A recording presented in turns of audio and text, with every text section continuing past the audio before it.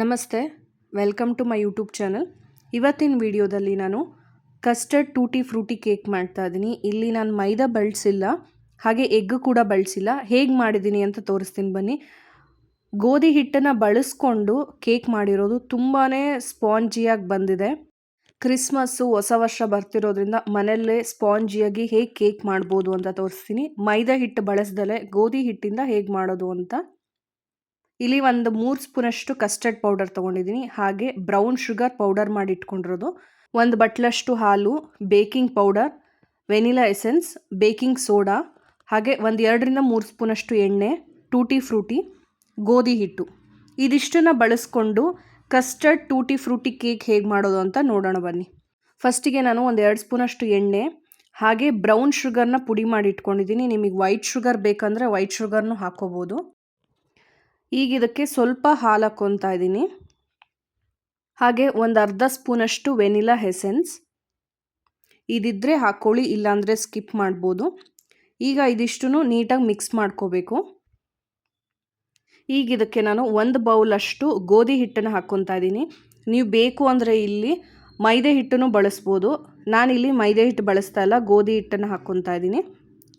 ಹಾಗೆ custard powder 3 ಸ್ಪೂನಷ್ಟು custard ಪೌಡರ್ನ ತೊಗೊಂಡಿದ್ದೀನಿ. ಬೇಕಿಂಗ್ ಪೌಡರು ಅರ್ಧ ಟೇಬಲ್ ಸ್ಪೂನಷ್ಟು ತೊಗೊಂಡಿದ್ದೀನಿ. ಹಾಗೆ ಬೇಕಿಂಗ್ ಸೋಡಾ ಅರ್ಧಕ್ಕಿಂತ ಇನ್ನೂ ಸ್ವಲ್ಪ ಕಮ್ಮಿ ಇರಲಿ. ಹಾಗೆ ಪಿಂಚ್ ಆಫ್ ಸಾಲ್ಟ್ ಅಂದರೆ 1 ಚಿಟಿಕೆಯಷ್ಟು ಸಾಲ್ಟನ್ನು ಹಾಕ್ಕೋಬೇಕಷ್ಟೆ.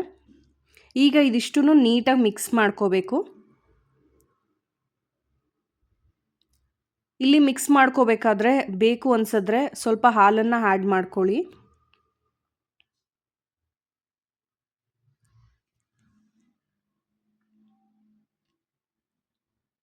ಎಗ್ ಹಾಕಿ ಕೂಡ ಕೇಕ್ನ ಮಾಡ್ಬೋದು. ಎಗ್ ಹಾಕಲ್ಲ ಅಂದಾಗ ಮೊಸರು ಅಥವಾ ಹಾಲು, ವಿನೇಗರ್ ಇದನ್ನು ಹಾಕ್ಕೋಬೋದು ಆಲ್ಟರ್ನೇಟಿವ್ ಆಗಿ.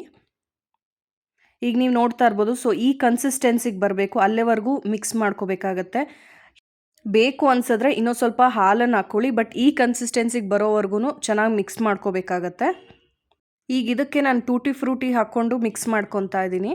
ಈಗ ಕೇಕ್ ಬ್ಯಾಟರ್ ರೆಡಿಯಾಗಿದೆ. ಈ ಕನ್ಸಿಸ್ಟೆನ್ಸಿಗೆ ಬಂದರೆ ಸಾಕು. ಎಲ್ಲೂ ಗಂಟಾಗದಿದ್ದಂಗೆ ನೀಟಾಗಿ ಮಿಕ್ಸ್ ಮಾಡ್ಕೋಬೇಕು. ಈಗ ನೀವು ಯಾವ ಬೌಲಲ್ಲಿ ಅಥವಾ ಪಾತ್ರೆಯಲ್ಲಿ ಮಾಡ್ಕೊತಿರೋ ಕೇಕ್ನ ಆ ಪಾತ್ರೆಗೆ ನೀವು ಬಟರ್ ಪೇಪರ್ನ ಹಾಕಬೇಕು. ಬಟರ್ ಪೇಪರ್ನ ಹಾಕಿಬಿಟ್ಟು ಕೇಕ್ ಬ್ಯಾಟರ್ ಅಷ್ಟನ್ನು ಹಾಕ್ಕೋಬೇಕು. ಕೇಕ್ ಬ್ಯಾಟರ್ ಹಾಕಿದ್ಮೇಲೆ ನೀಟಾಗಿ ಟ್ಯಾಪ್ ಮಾಡಿಬಿಟ್ಟು ಮೇಲೂ ಟಾಪಿಂಗ್ಸ್ ಥರ ಟೂಟಿ ಫ್ರೂಟಿ ಹಾಕ್ಕೊತಾ ಇದ್ದೀನಿ. ಈಗ ಓವನ್ನಲ್ಲಿ 160 ಡಿಗ್ರಿ ಇಟ್ಕೊಂಡು ನೀವು 30 to 40 ಮಿನಿಟ್ಸ್ ಇದನ್ನು ಬೇಕಾಗೋದಕ್ಕೆ ಬಿಡಬೇಕಾಗತ್ತೆ. ಈಗ ಬೇಕಾದಮೇಲೆ ಇದು ಕಂಪ್ಲೀಟಾಗಿ ಆರೋದಕ್ಕೆ ಬಿಡಬೇಕು. ಆರ್ದಲ್ಲೇ ಬಿಸಿ ಇದ್ದಾಗಲೇ ನೀವು ಕಟ್ ಮಾಡಬಾರ್ದು, ಆವಾಗ ಕೇಕ್ ಅಷ್ಟು ಚೆನ್ನಾಗಿ ಬರಲ್ಲ.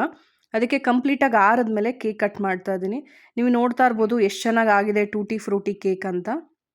ಯಾವುದೇ ಥರ ಸೆಲೆಬ್ರೇಷನ್ ಇರಲಿ ಅಥವಾ ಮಕ್ಕಳಿಗೆ ಇಷ್ಟ ಅಂತ ನೀವು ಕೇಕ್ ಹೊರಗಿಂದ ತರೋ ಬದಲು ಈ ಥರ ಮನೆಯಲ್ಲೇ ನೀವು ಸಿಂಪಲಾಗಿ ಮನೇಲಿ ಮಾಡಿಕೊಟ್ರೆ ಮಕ್ಕಳು ಇಷ್ಟಪಟ್ಟು ತಿಂತಾರೆ, ಹಾಗೆ ಹೆಲ್ತಿಯಾಗೂ ಇರುತ್ತೆ.